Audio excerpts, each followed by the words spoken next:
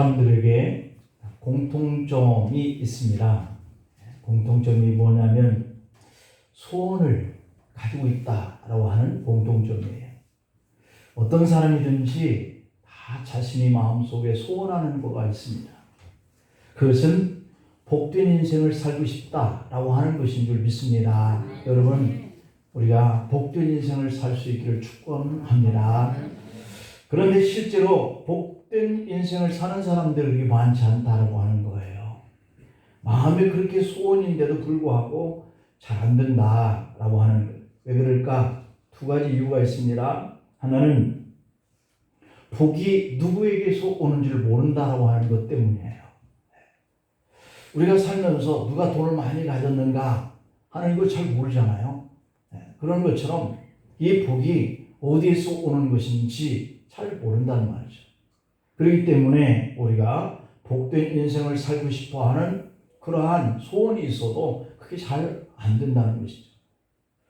또 하나는 구체적으로 복을 어떻게 해야 받는지 하는 것을 우리가 잘 알지 못한다라고 하는 것이에요.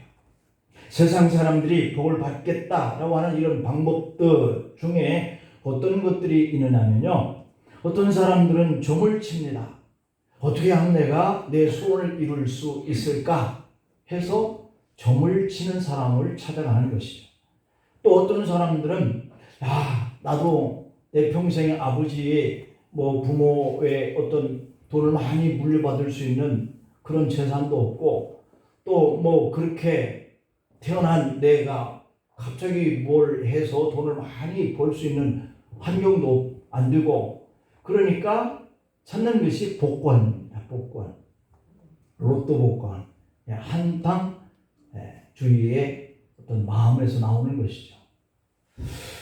점을 쳐도 맞지 않지만 또 로또 복권을 사도 1등이 잘 안 됩니다.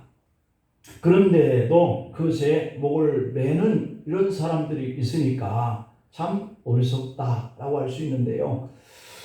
여러분, 누가 복을 주느냐? 성경은 말씀하고 있습니다. 만물을 창조하신 그 하나님, 그분이 인생의 주권자다라고 이렇게 말씀을 하시고 있어요. 그래서 오늘 본문 속에서도 이렇게 하면 하늘문이 열려서 그가 복을 받을 수 있고 이렇게 하면 그가 아무리 복을 받고자 원하는 소원이 있어도 그게 잘 안 된다 이렇게 말씀하고 있는 것이죠. 그러므로 하나님이 정해 놓으신 그 방법을 우리가 간구하는 이런 믿음이 필요한 줄 믿습니다. 그것이 아니고 엉뚱한 방법으로 이렇게 점을 하는 사람을 찾아다니거나 아니면 그냥 한번 횡재하자 로또 복권을 자꾸만 사는 이런 일들은 결국 우리에게 헛되구나 하는 것을 가르쳐주고 있죠. 오늘 본문에 어떻게 하나님 앞에서 복을 받을 수 있는지에 대해서 말씀하고 있거든요. 이 말씀은 신명기 말씀 가운데 속에 가장 핵심적인 그런 메시지예요.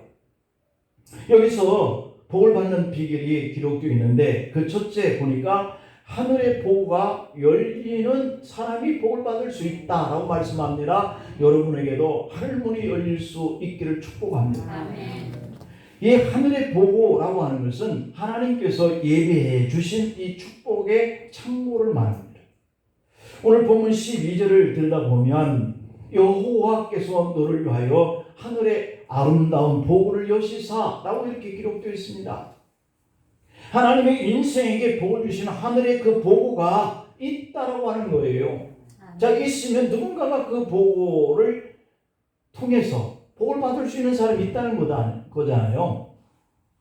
하나님이 인생에게 복을 주시려고 만들어 놓으신 그 창고, 보물창고 말이죠. 그 하늘의 창고에는 하나님이 예비해 놓으신 복들로 가득 차 있다는 겁니다. 하나님이 이 땅에 때를 따라서 비를 내리셔야 우리가 손으로 하는 모든 일에 복을 받는 것처럼 말이죠. 아무리 우리가 좋은 씨를 심어도 하늘이 그 일을 돕지 아니하면 그저 씨가 나오거나 곧 타서 말라 죽거나 이렇게 되는 거거든요. 그러면 씨를 심은 사람, 그 열매를 기대하면서 뿌린 사람 아무런 것도 거둘 수가 없게 되는 거거든요. 그래서 심는 이 일을 우리가 하되 그 심는 것들이 잘 자랄 수 있도록 기대감을 걸고 바라볼 수 있는 대상이 바로 하나님이다라고 하는 거거든요.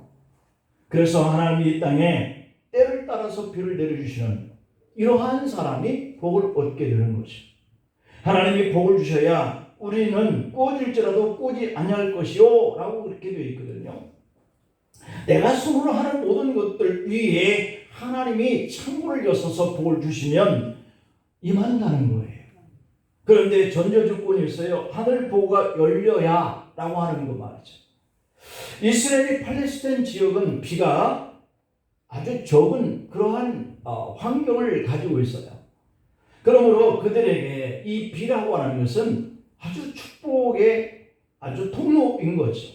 그들이 씨를 심고 농사를 지으려고 하면 하늘을 바라봐야 돼요. 그런데 그 하늘이 그들에게 비를 내리면 그들이 복을 받는 거고, 하늘이 닫혀서 비가 오지 아니하면 그들의 농사가 망치는 거예요. 하늘에서 이른 비, 늦은 비라고 하는 것은 이 씨앗을, 종자를 심을 때에 이른 비가 와야 심을 수 있고요. 그리고 늦은 비라고 하는 것은 추수를 잘 알고 그 곡식이 잘 여물 수 있는 충분한 기후를 만들어주는 거거든요. 그래야 결실이 잘 여물어요. 그런 비를 말하는 겁니다. 그런데 그때 비가 오지 아니하면 가뭄이 되어서 벼가 그냥 겉말라 버리고 마는 거죠. 곡식들이 겉말라 버려요. 알곡이 되지 못해요. 그러므로 그들이 복을 받고 못 받고는 하나님이 운영하시는 하늘 창고에 문이 열리느냐 아니냐, 여기에 달려있는 거거든요. 여기서 우리는 모든 복이 하나님으로부터 온다는 사실을 발견할 수 있습니다. 우리는 자녀들에게 대기만성을 해줄 것을 기대하고 아이들을 학원도 보내고 학교도 보내고, 그리고 부모가 땀을 흘려가면서 최선을 다해서 아이를 양육하려고 그럽니다. 그런데 이 아이가 부모의 바람대로 잘 해나가고 순종해 나가고 그렇게 하면 충분히 그 열매를 거둘 수 있는 그런 자녀가 돼요. 그런데 이 아이가 나쁜 친구들과 어울리거나 가라는 학교는 가지 아니하고 그냥 중간에서 다른 친구들과 어울려서 그냥 학교도 안 가고 학원도 안 가고 지 멋대로 한다. 아무리 부모가 자녀에게 돈을 투자하고 학원을 보내고 학교를 잘 가질 것을 기대했는데 아이의 성품이 삐뚤어져서 잘 안 됩니다. 문제지 않습니까? 하나님이 아이의 성품을 잘 도와주셔야 돼요. 내가 하는 것 같고 부모가 하는 것 같은데 아니에요. 그 성품이 한번 삐뚤어지게 잘못 나가고 잘못된 친구를 만나게 되어지면 아이는 원하는 그런 목적을 달성하지 못합니다. 아이의 성품, 사람의 성품까지도 주관하시는 분이 하나님이세요. 우리에게 좋은 환경을 주고 가정에 좋은 환경을 만들어 주시는 분도 하나님이세요. 그러니 우리가 하나님을 바라보면서 하나님, 내 자녀가 잘 되어졌으면 좋겠어요. 이 아이가 좋은 성품을 가지고 성장했으면 좋겠어요. 부모가 원하는 것 이상으로 아이가 훌륭한 인품을 갖추고 세상에서 사회에서 이렇게 지도자가 되었으면 좋겠어요. 그렇게 기도하는 거죠. 내가 아이를 잘 가르치고 돈만 많아서 뒤에 힘을 잘 발휘할 수 있도록 이렇게만 해주면 잘 될 줄 알지만 그렇지는 않다는 거거든요. 야고보서 1장의 7절 말씀을 보면 온갖 좋은 은사와 온전한 선물이 다 위로부터 빛들의 하나님 아버지께로부터 내려오나니 할렐루야. 우리가 원하는 것들이, 바라는 것들이 하늘로부터 내려와야 된다는 거예요. 그래서 모든 것이 다 위로부터, 다시 말하면 하늘의 창고에서 하나님이 내려주시고 문을 열어주셔야만 가능하다라고 하는 거거든요. 하나님이 우리를 위해서 예비하신 이 축복이 얼마나 풍성한지 다윗은 그렇게 고백을 해요. 시편 31편 19절에 보니까 이런 표현을 씁니다. 주를 두려워하는 자를 위하여 쌓아두신 은혜. 이 두려워한다라고 하는 것은 존경심이고 경외심이에요.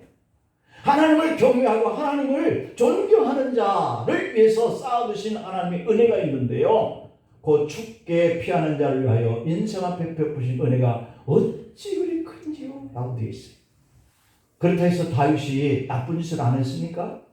충분히 사람에게 그 인품에 대해서 그럴 수 있나? 라고 하는 행동을 했음에도 불구하고 하나님이 그에게 인생에 은혜를 베푸시니까 큰 놀라운 역사가 일어나서 이 이스라엘을 통일하잖아요.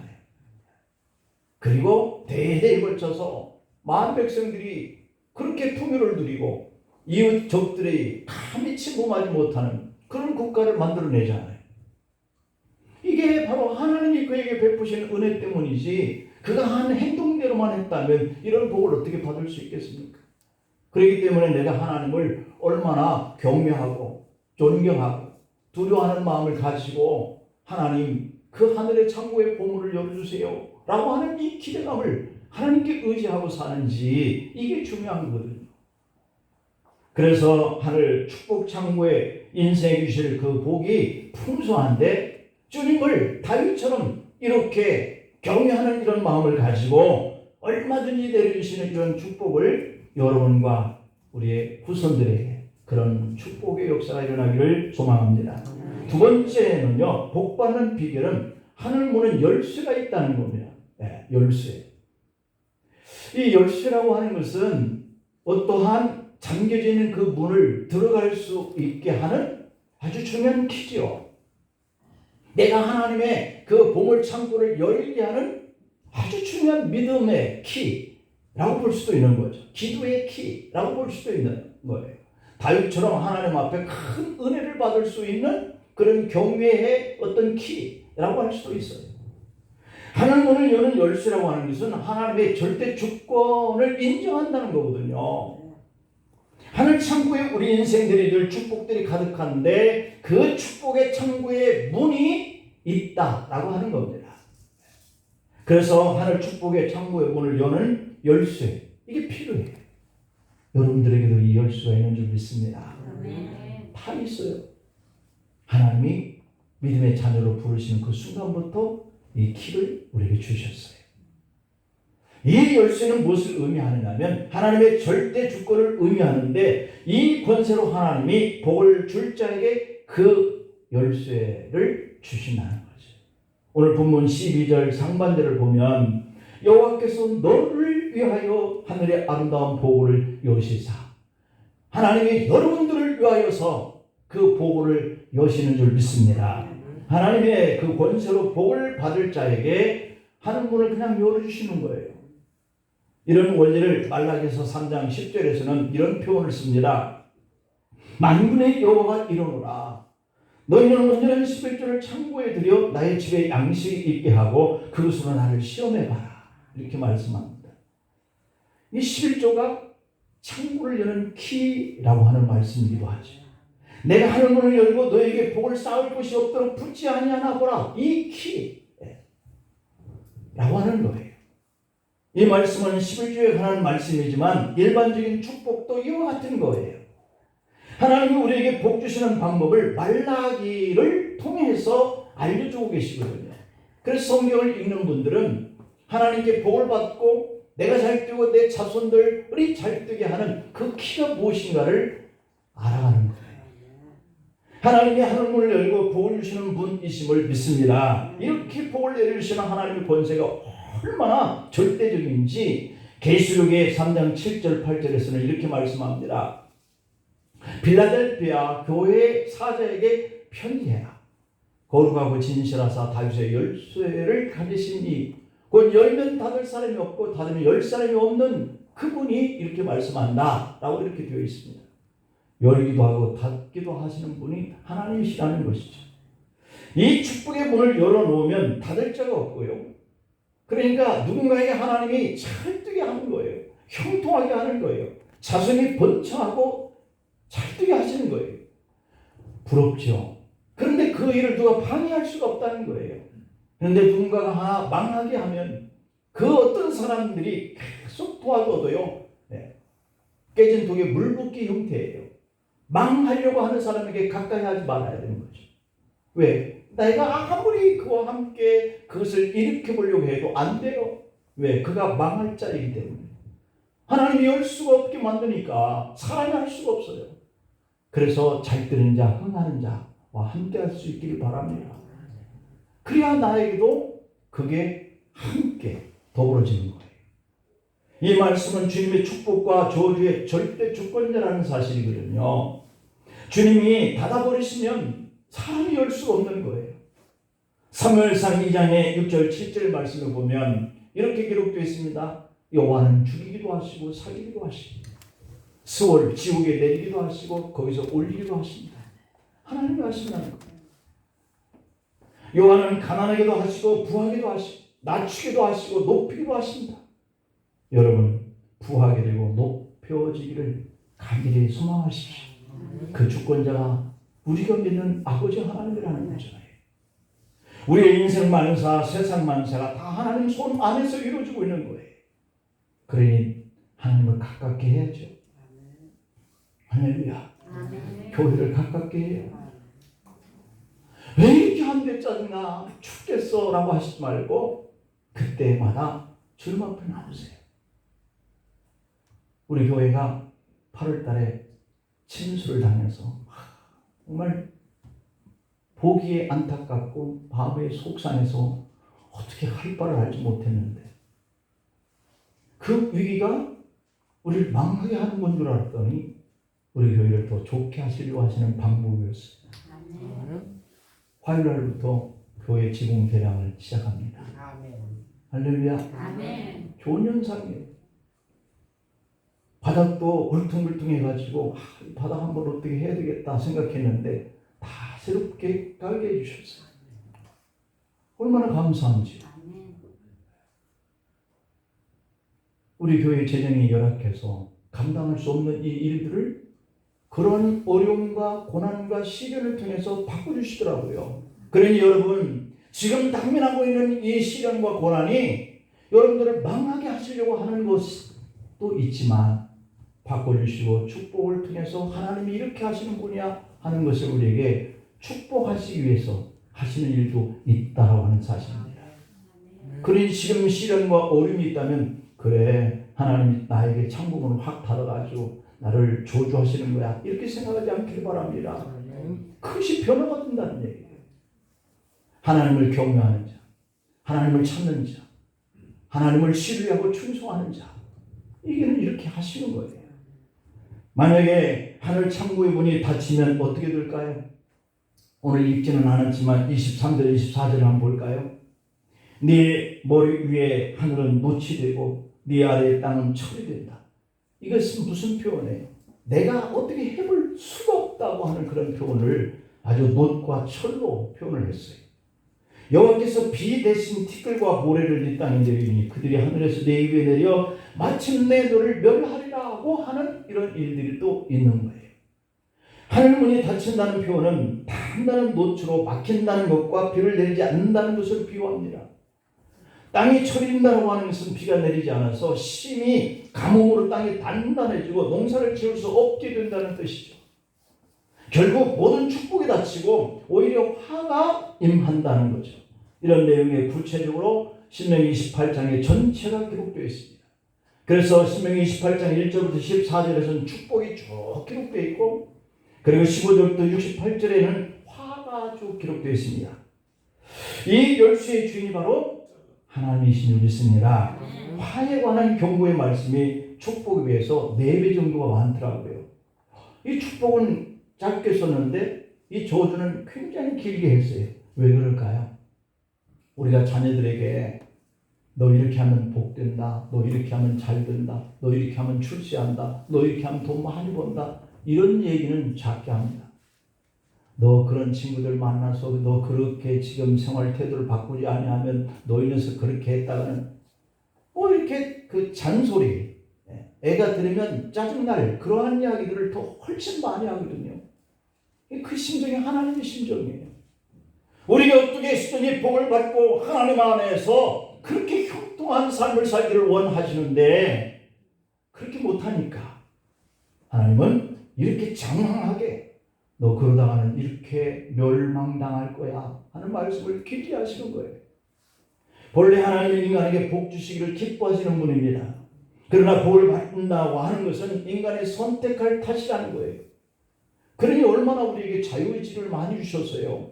네가 복을 받는 길을 선택할 수 있고 망할 수 있는 길을 네가 선택할 수도 있단다. 이렇게 말씀하고 있거든요. 하나님이 하늘문의 열쇠를 갖고 있는데 그 열쇠를 열어주는 사람과 닫혀주는 사람은 다 자기 할 일에 달렸다. 이렇게 말씀해요. 하늘문을 열고 닫는 것은 하나님의 주권사항이지만 하나님은 반드시 정한 규칙에 따라서 열어주고 닫고 그런다는 거예요. 마치 열쇠가 맞아야 문이 열리는 것과 같은 규칙이 있죠. 아무리 육중한 철문이라도 열쇠가 맞으면 절코도 하고 열립니다. 여러분들의 한 주 동안 평생에 남은 여생 동안 하는 일마다 절코도 열려서 복된 인생 사시기를 축복합니다.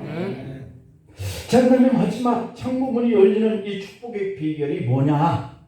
순종이 있어요. 순종. 하늘문을 여는 사람은 순종의 사람이더라. 그러나 이 순종에는 신앙이 전제되고 있습니다.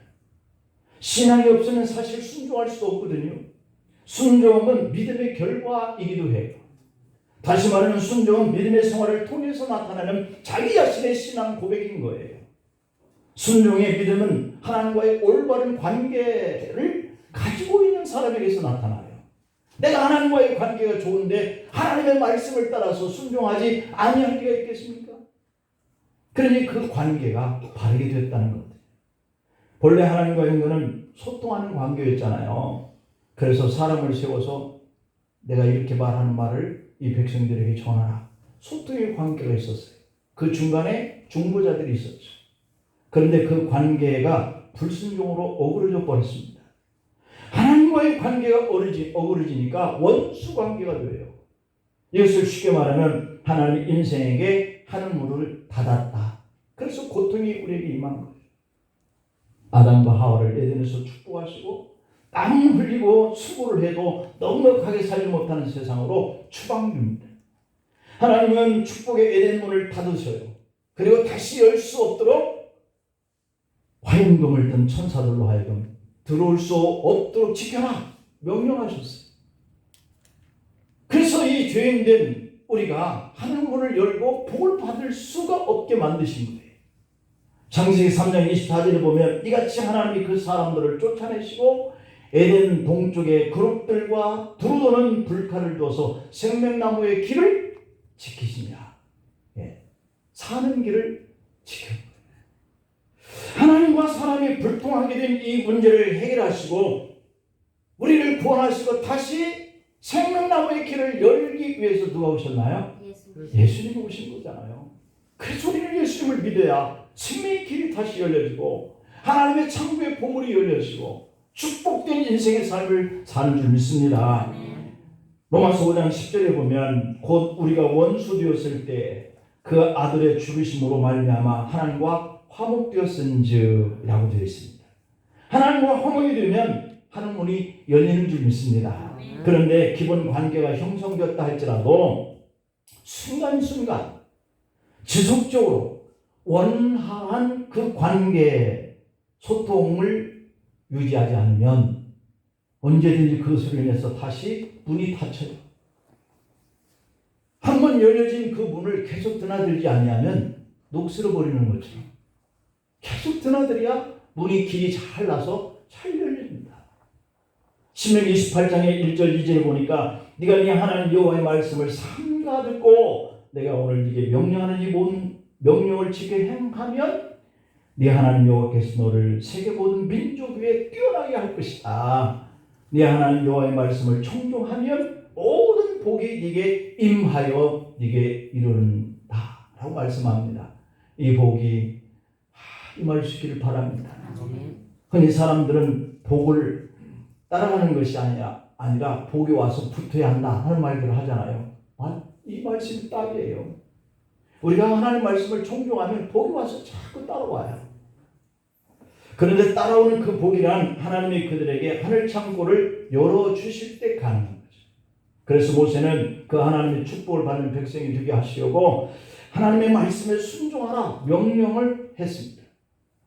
오늘 본문 13절에 하반부에서 14절까지 보면 오직 너는 내가 오늘 네게 명령하는 모든 그 말씀을 떠나 자로나오나 치우치지 않고 다른 신을 따라 섬기지 아니하면 이와 같으리라. 순종은 하나님의 말씀을 실천하는 것을 전제로 하고 있다는 것이죠. 이 청종함이 중요한 이유는 하나님과의 올바른 관계이기 때문인 줄 믿습니다. 그러므로 우리가 그렇게 받고 싶은 축복의 길은 하나님과의 관계의 회복이에요. 그 관계는 하늘 문을 여는 열쇠를 가진 사람과 같이 되는 거죠. 이렇게 순종할 때 어떤 복이 주어질까요? 오늘 3절부터 13절에 구체적인 목록이 쭉 기록되어 있습니다. 모든 복을 세 가지로 요약하면 풍요의 복과 명예의 복과 그리고 안전한 복, 이거만 다 되죠. 풍요로워지고, 그리고 내가 세상 사람들 앞에 존귀 여겨지는 명예의 복과, 그리고 내가 가지고 있는 모든 것들을 지켜주시는 안전함, 얼마나 중요한 축복인지 몰라요. 이 세 가지면 인생을 사는데 충분하지 않겠습니까? 이사야 59장의 1절 2절에 보면 이런 말씀을 하십니다. 여호와의 손이 짧아 구원하지 못하심도 아니고 귀가 둔하여 듣지 못하심도 아니다. 너희 죄악이 너희와 나 사이를 갈라놓았다. 너희 죄가 그의 얼굴을 가려서 너희에게서 듣지 않으시게 했다라고 되어 있습니다. 인간관계도 마찬가지잖아요. 사람의 기본 관계가 깨트려지면 내가 아무리 그 사람한테 부탁을 해도 들어주지 않습니다. 아니, 들어줄 수가 없어요. 이미 너하고 나의 관계가 깨트려졌지 않느냐. 그것을 통해서 다음 일들이 막히는 거예요.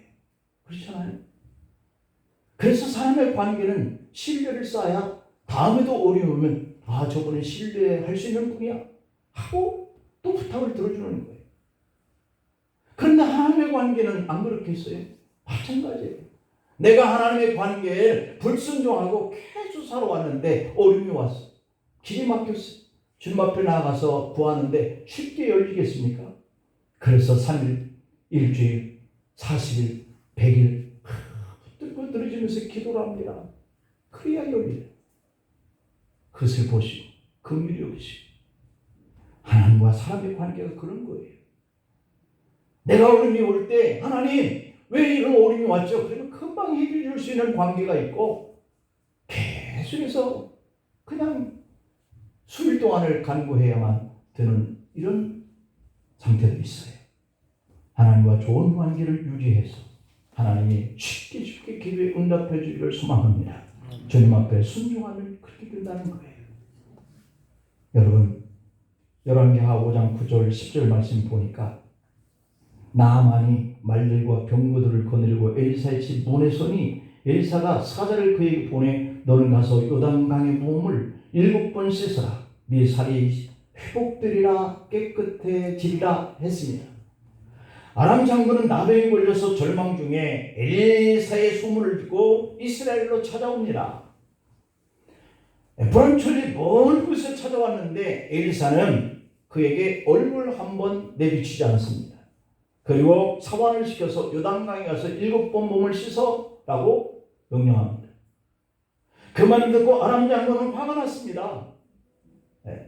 자기 나라의 메섹강에는 이보다도 더 깨끗한 강물이 있는데 내가 여기까지 와서 이 강에 들어가야 하겠느냐. 그리고 화를 냈죠.